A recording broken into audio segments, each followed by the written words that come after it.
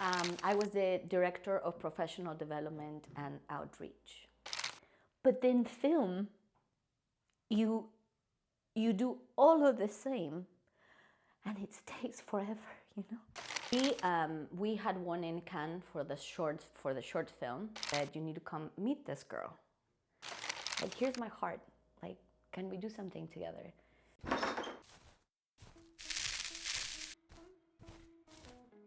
Let's start with your name. My full name is María Soledad Bautista Mariscal, but I usually go by Sol Bautista. I was thinking about your name because Soledad, meaning of a name is loneliness and solitude. Correct. And I was thinking, oh my God, why would you call your kids this name? And then I thought of this shamanic tradition of changing a name and creating new life paths and new destiny. And when you've changed it for yourself, is it your own decision to change from Soledad to Sol, which means sun? Tell me about it. It was really interesting because Maria Soledad, it was the full combination my parents agree on, so that I could have the first last name of my dad's grandmother and the first name of my mom's grandmother.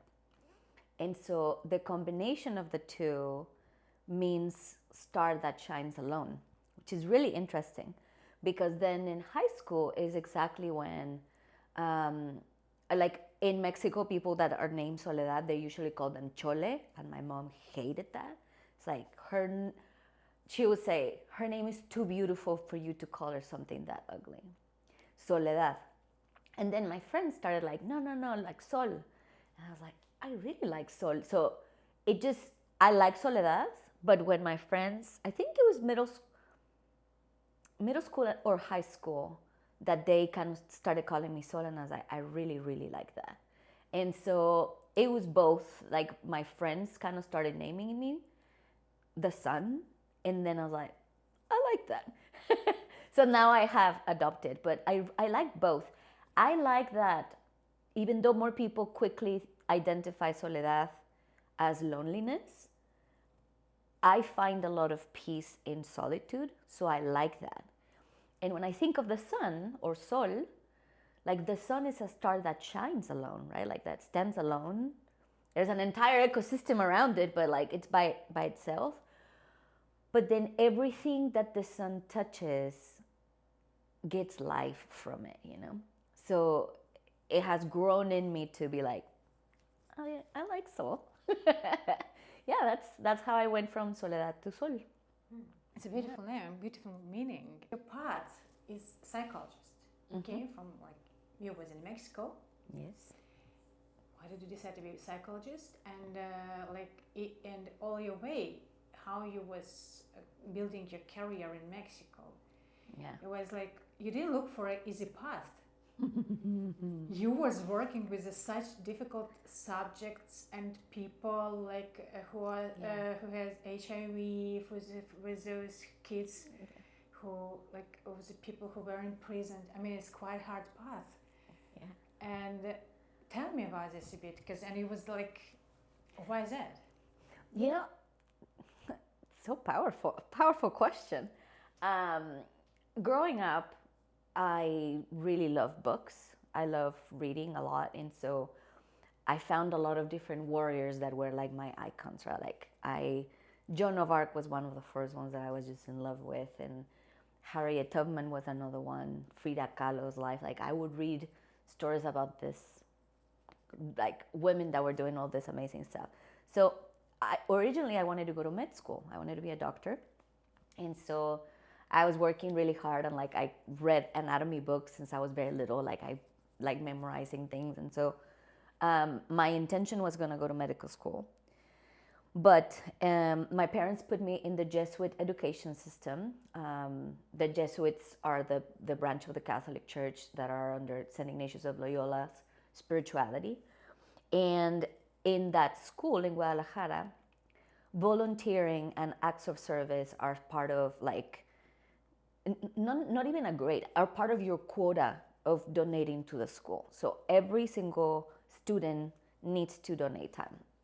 And I really fell in love. The first year of high school, you go to a space. So I was working with construction workers, and of course nobody will let me do anything, but I will have to take the train, and I will have to go clocking early in the morning and like do a work day like a construction worker. And I created really good friendships with them. Second year, it's called Experiencia Rural, which is rural experience. And so you go live with a family in a rural town. And I happened to get into a house of two sisters that were apiculturas. Like they collected honey. They had beehives and collected honey.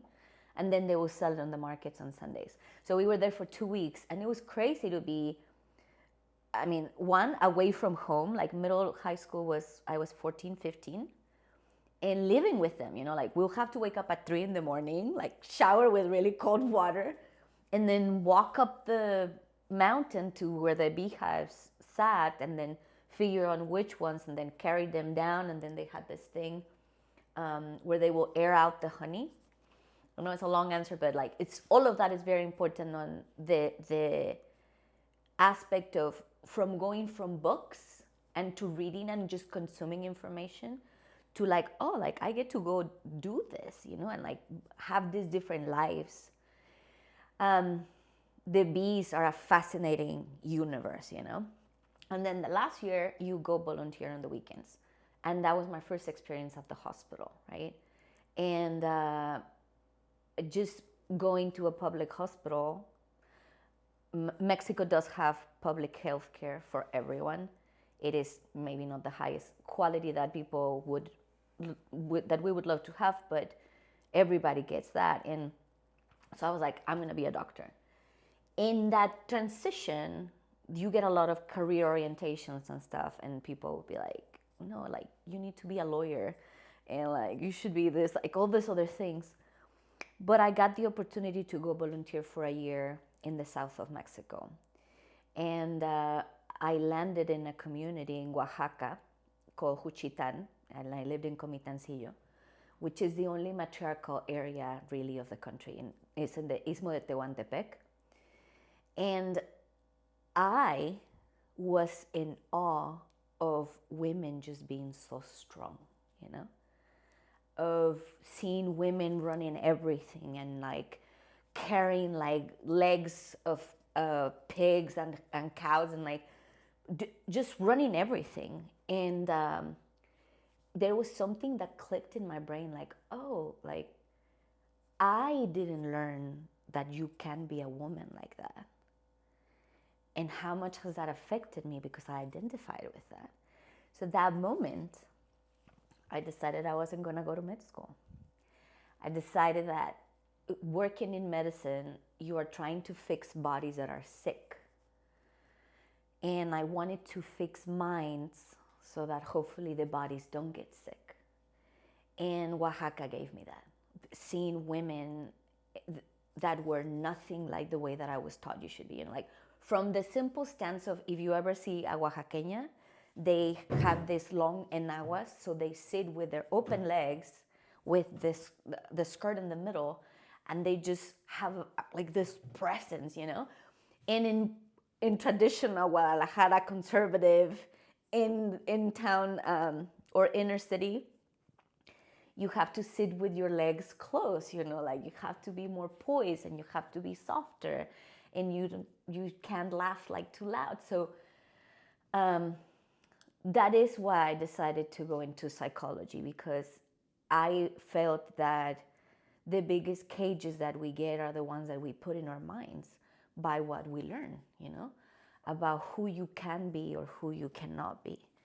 And so that is what brought me to work with specifically people with HIV, which the large majority were also people that belong to the queer community at the moment, and with people who were in prison, because I think that there is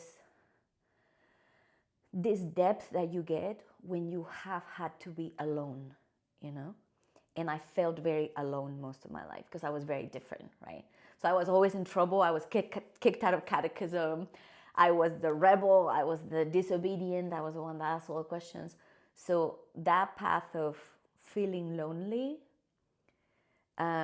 allowed me to connect better with people that were in that same realm, and how powerful that is. Because when you learn to be by yourself, it's harder to depend on other people. So hopefully that answers the whole trajectory of going from medicine to psychology, but that is why it's still something that I love, because psychology to me is in everything, you know. So you was inspired by women who heal, and they heal body. You decided to heal a soul, spirit, soul. The soul. Yeah. That was in between high school and college. So I was actually the only volunteer that was underage. I was 17. I turned 18 in the year of Oaxaca. But yeah, it was like I was graduating high school and I was gonna enroll in med school on all the things, and in the in between I was like, actually I'm not. I'm gonna go to psychology instead. My dad was not very happy, but they all came to understanding why, and yeah, so I switched to psychology. Is your society patriarchy in Mexico, or it's matriarchy society? What is the culture in Mexico in these terms? I think that was the contrast, right? Like I think there's 32 states in the country. I think all 32 of them are very, very patriarchal. Like it's a very macho environment as a whole. But that area of Oaxaca in the Istmo, which is south, the whole Istmo de Tehuantepec has a matriarchal structure, which is rare. Like it's not very common, and not many people know of it.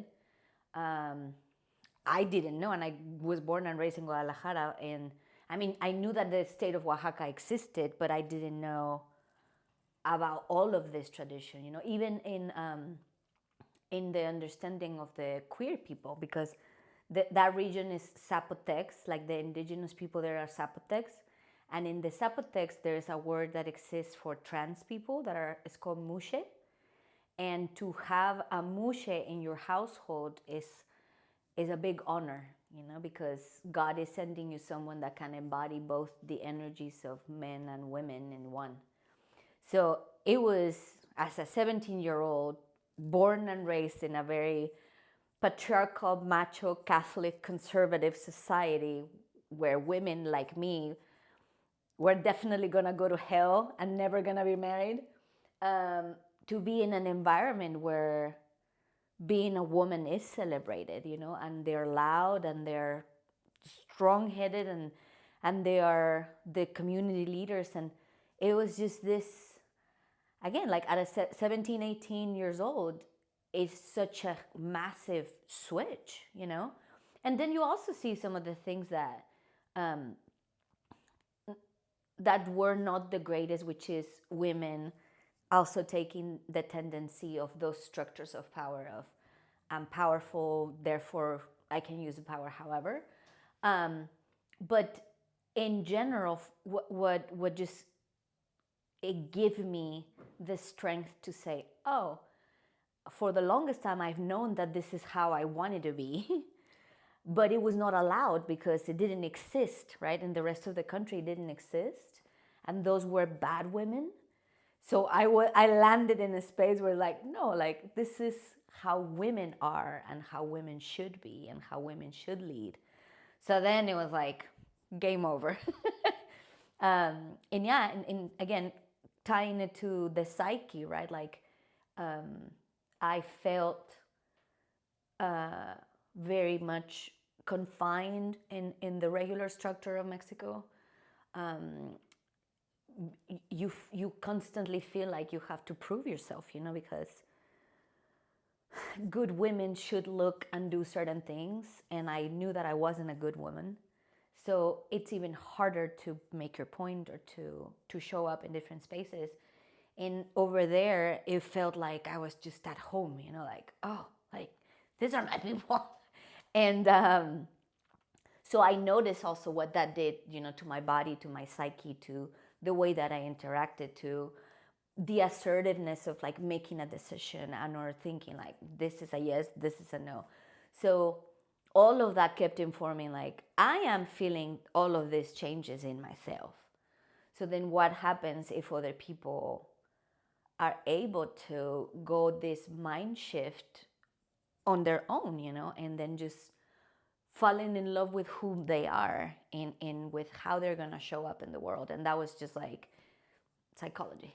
And again, because I really see psychology in everything, right? Like there's psychology in sports, there's psychology in arts, there's psychology in engineering, there's psychology in like any career it's made or has humans that perform that career. Therefore, the psyche of every human should be cared for, yeah.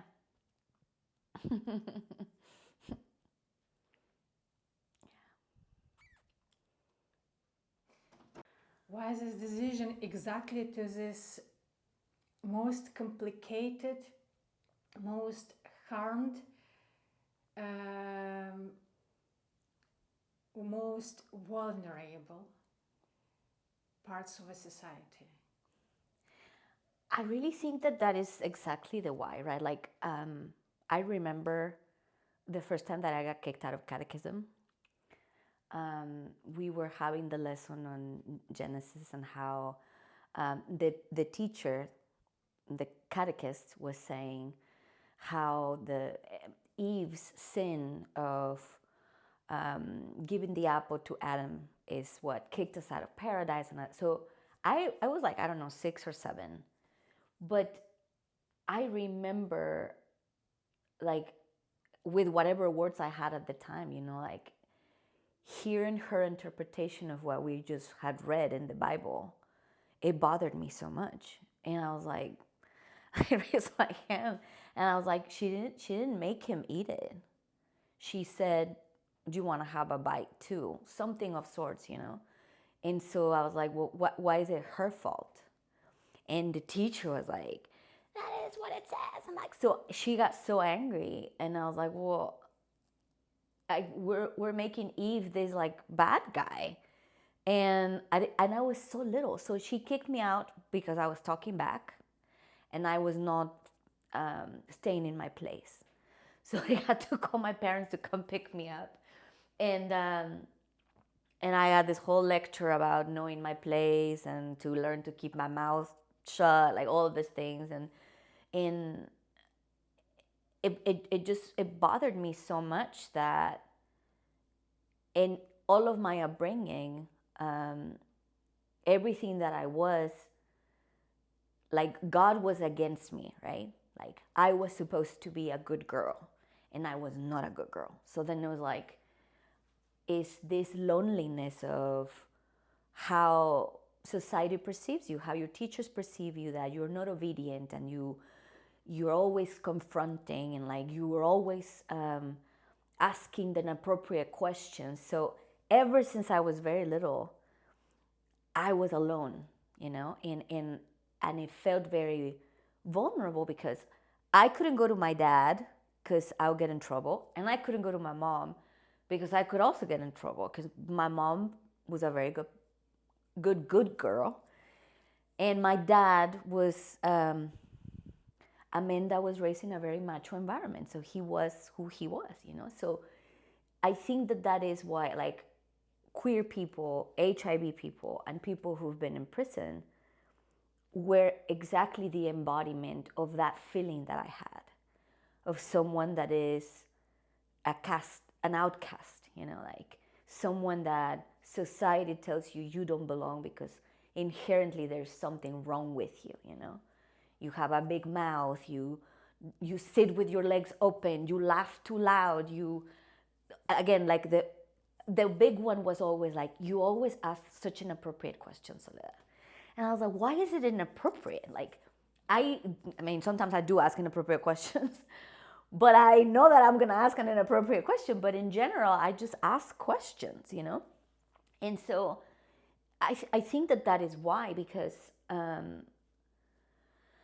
there was a book that I read my first year of high school. Fernando Sabater, philosopher. My philosophy teacher, Carlos Rivas, I love him wherever he's at.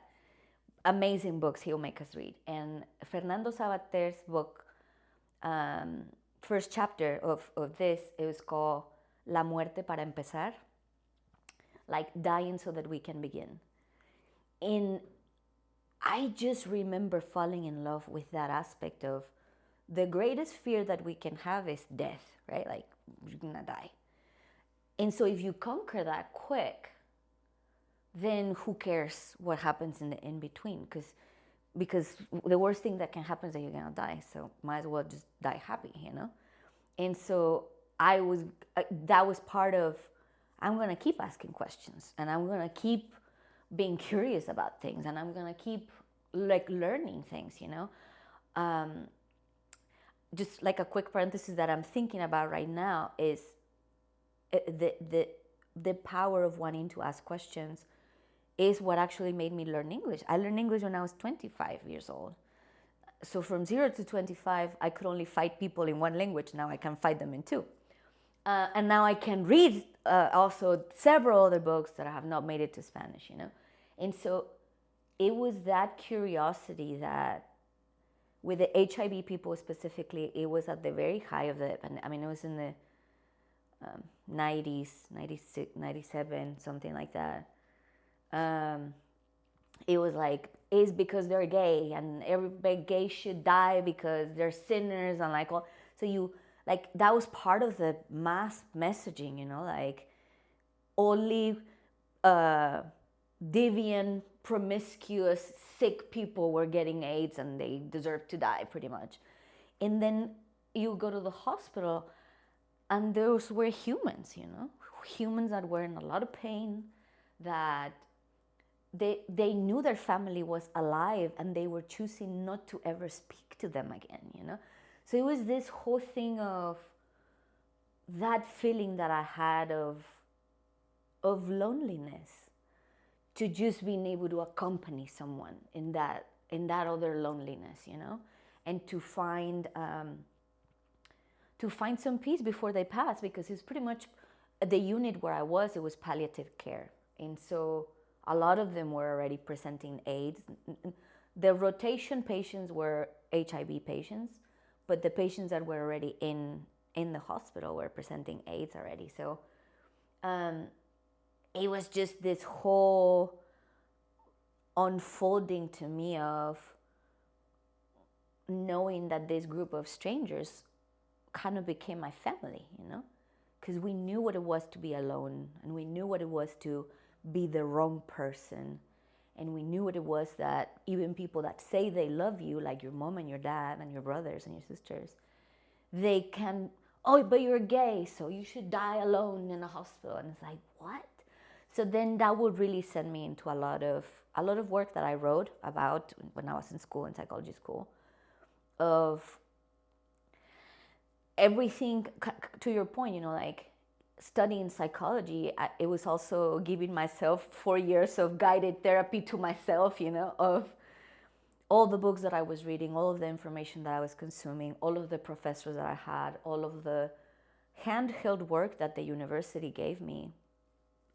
Love the Jesuit education. I thank my father very much for believing that it was a good institution that will guide me in a way that I needed it, because it did. And it was developing that, like my ability to be a psychologist in the trade, but also a very a human with a lot of depth, you know. Like my philosophy teacher in high school, we will sit and have endless conversations about philosophy books, you know.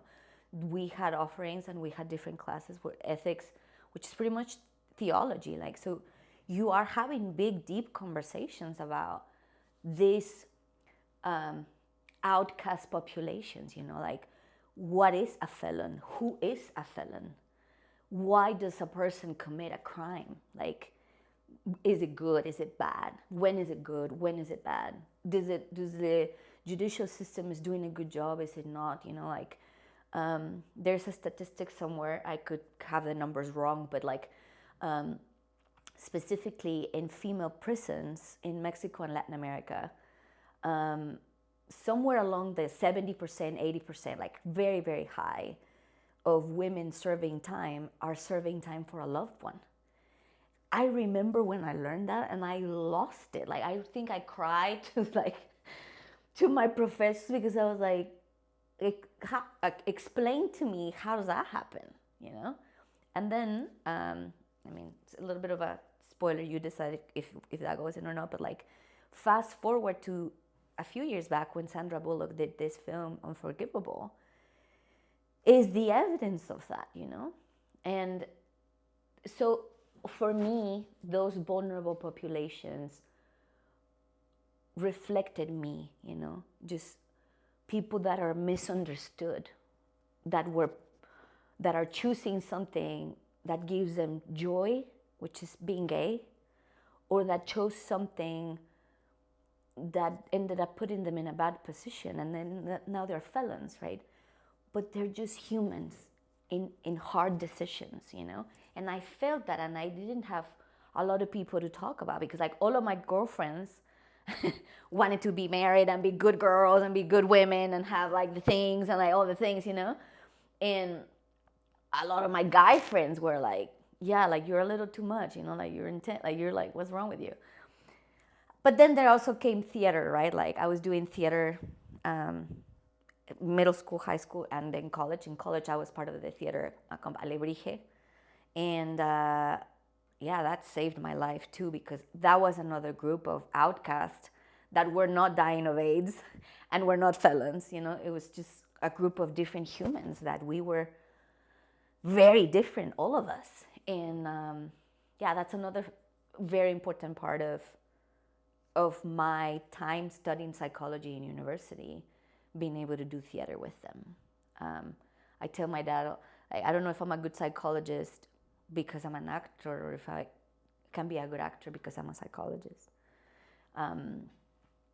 But yeah, that's why I was gravitated to those populations, because I felt very connected to that loneliness and that aloneness too, you know, like there is a part of me that I love being alone, because you get to contemplate the world however you want, you know, and people are not telling you what to do. It's just you. So yeah, I think that's why. I actually wanted to ask you how acting appeared in your life, and it's very interesting because you mentioned it. And the question is, acting. So you were studying in a school, and then it was, yes, tell me. It's interesting because right now when you asked it, when I was little, because I had two brothers, right? I will coordinate plays for us in our backyard, you know? So I will hang things, and like I will tell them how to dance and like what to do. And then I was very connected. My dad used to volunteer every year in the Tarahumara Sierra in Chihuahua.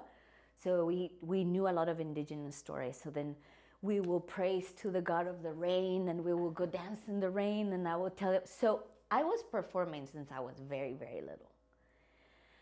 But then elementary school, in fourth or fifth grade, this teacher sees that my ability to memorize was very high, and that I love telling stories. So she got me into poetry.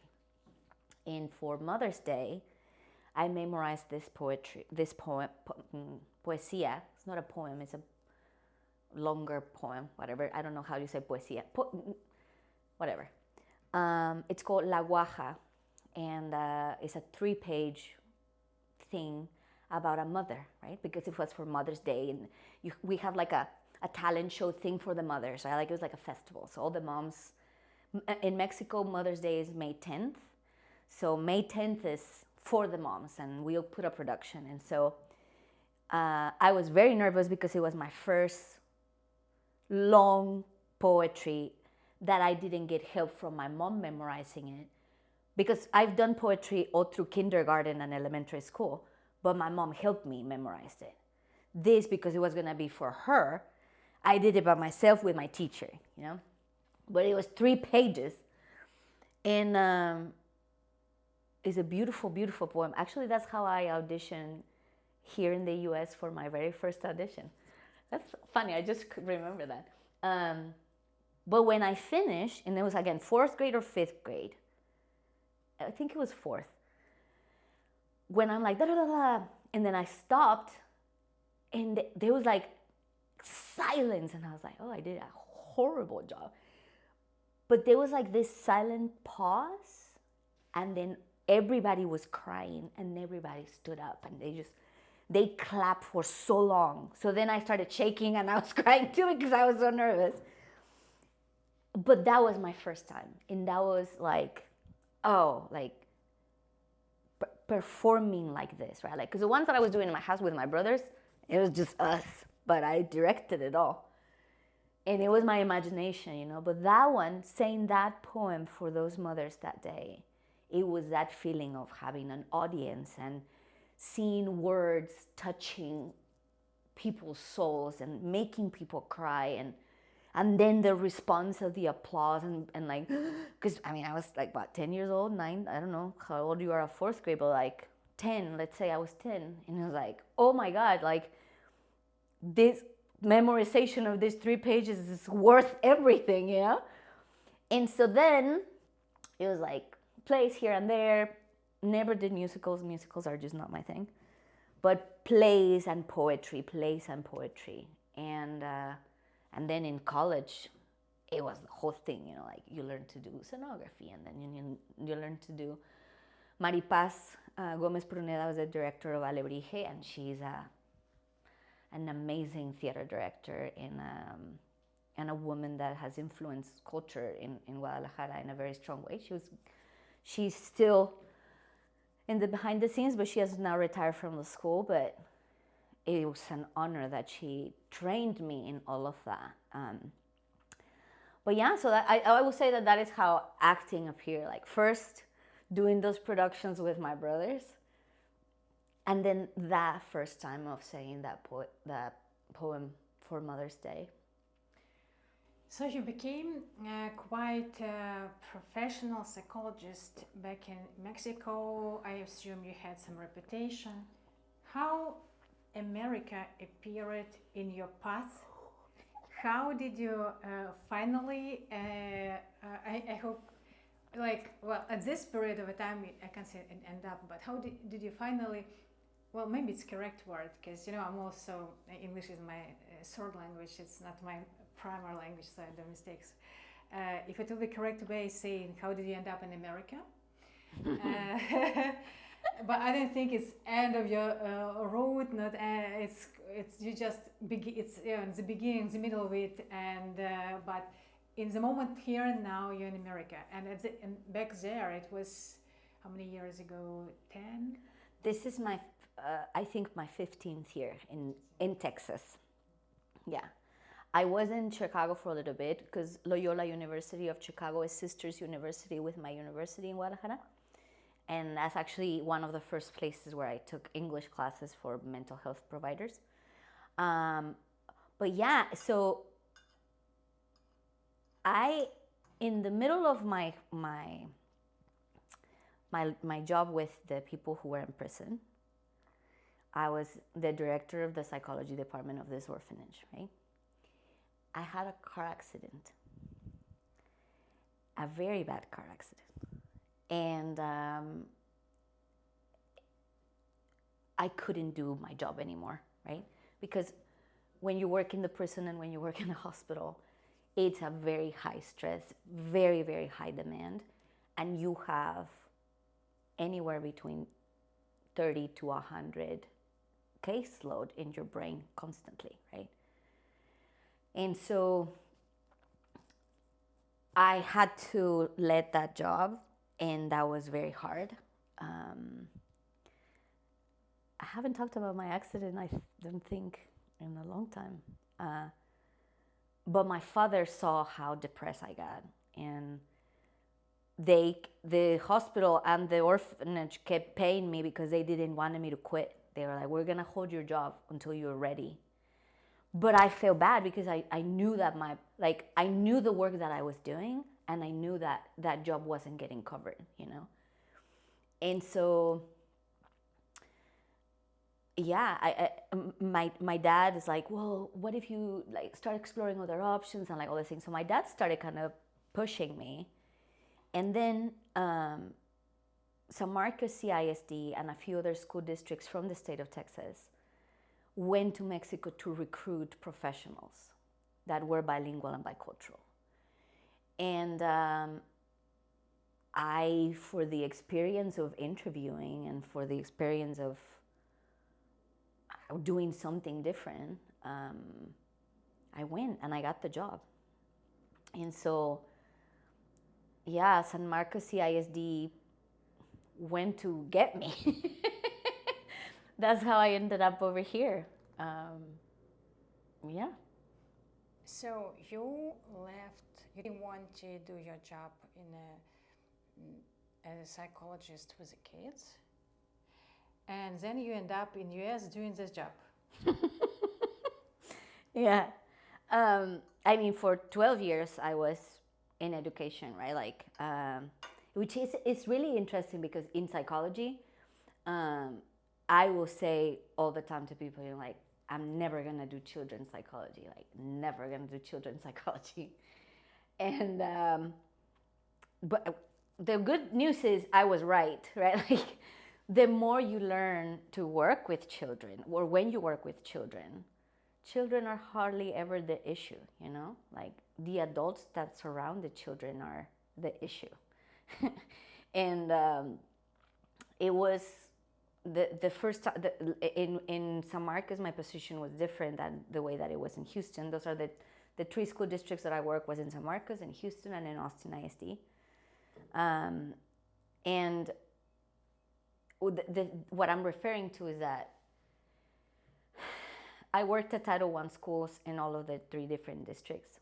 And the realities of the children that I was working with were realities that I couldn't even imagine myself, you know? Like a lot of poverty, the language barriers, a lot of trauma.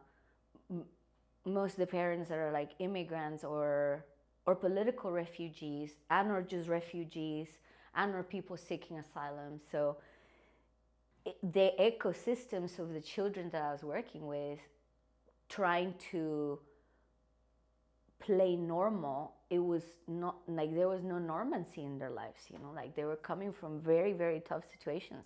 Some situations that I, as a psychologist and as a grown person, I will get some of these things and I was like, we don't have an infrastructure to help them, you know, like they need 24/7 psychological intervention.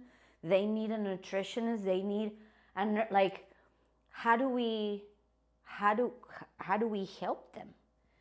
And so, specifically in my last work, I was working in fourth grade, very serendipitous full circle of things, right? Like, and my team was an incredible team, and the team lead, we kind of they already were familiar with like writers workshop, and so I was like, this is my jam, you know, like reading and writing all day long. And so we kind of came with this project with the writers workshop for the kids to write a piece.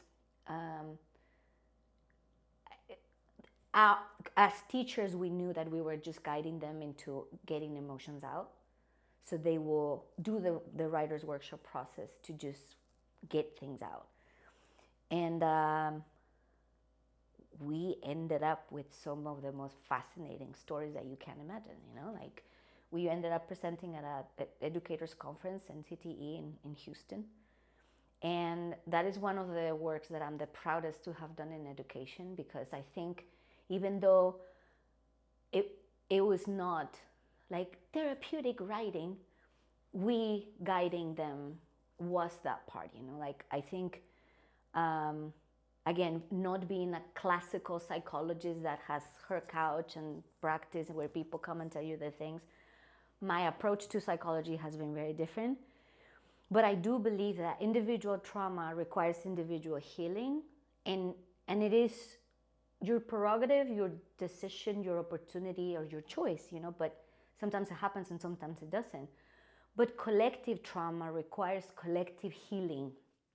And for me, when we did that writer's workshop like that, with that intentionality, for me, it was one of the first times that I saw the power of collective healing, guiding the kids to be able to write about something passionately, understanding what a pseudonym is, understanding privacy, understanding how to give each other's feedback, how to listen without judging, how to honor their classmates and what they were writing. We did that with fourth graders, and it was beautiful, beautiful, beautiful, and so powerful. So to me, it was that, like, I never stopped being a psychologist. It's just what brought me to the US was education. It was a completely different realm. But it also allowed me to confirm that there's nothing wrong with the kids.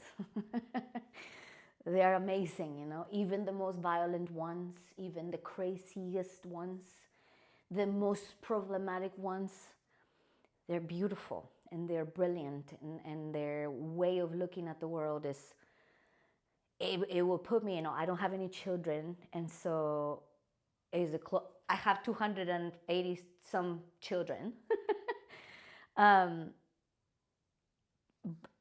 Seeing the world through their eyes or getting the honor of reading their stories was just beautiful, beautiful.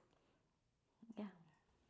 You know what you said about like collective trauma demand collective healing. Wow, it's so powerful and it's so timely now in the world. Yeah. When we have became crazy with this multiplying words all around. Correct. And the collective trauma, which has become more and more popular, unfortunately, topic. And people needs it. And it's very important to hear this collective trauma needs collective healing. It's just profound. I mean, it's just incredible. And I thank you so much, because I know you mentioned earlier about language, and I just want to emphasize it right now, right? Like, I am sitting in your house in the US, in Austin, Texas. This is your third language. It is my second language. And we are communicating from a space of love and creativity. We didn't know each other for many, many years in our lives. But the honoring and the witnessing of each other and how we want to make impact. We want to be proponents of potential solutions. And to show that, I think that is one of the things that I love about art, right? I think that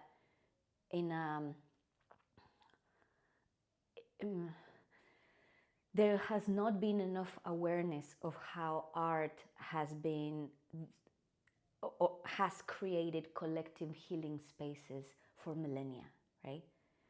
I was just at incredible museums, and I sat next to people that we would watch something and just cry, And then I've been going to film festivals, and you just cry. Like, it's a collective experience of emotion. I've done theater, and it does the same. I've gone to concerts, and I just think that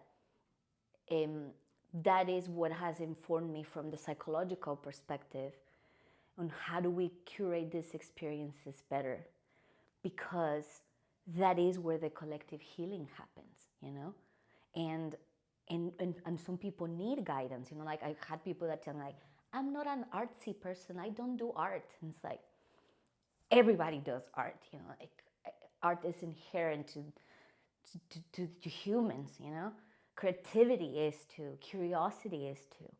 And then in the way that society has dictated how do you mature or you become an adult, then that doesn't get prioritized.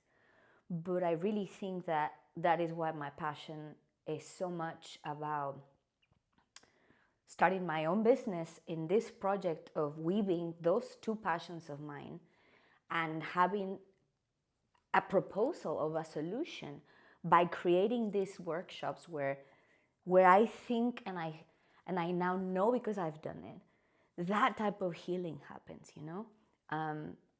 I mention it going back to you and me because we're both immigrants, right? And the immigrant experience is not something that a lot of people can understand. And also, I was not raised understanding systemic racism, right? Like in Mexico, there's classism, and then there's also, like I mentioned earlier, God already hated me from the beginning. So that was like the biggest issue that I had. But here, then also those conversations become so prevalent, right? Like, who is your people? And like, who do you get along with? And for me, that was very hard because I think the hardest group for me to connect was Latino people. They really didn't like me a lot. And so it was very hard because then, oh, like you like white people better. No, you like black people better. Oh, you like, and it was all this language that, again, I was new. So it was learning to know something that is so prevalent for a person in the US, and I was absolutely ignorant about, you know?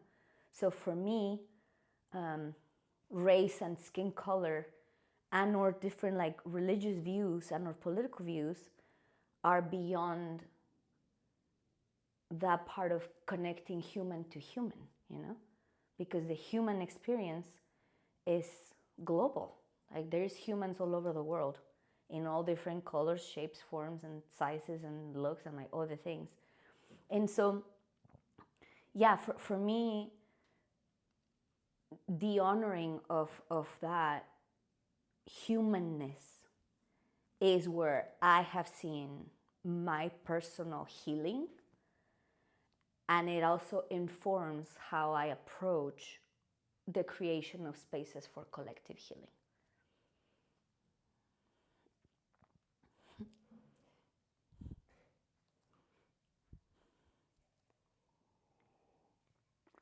Big question. Yeah. Thank you for asking it.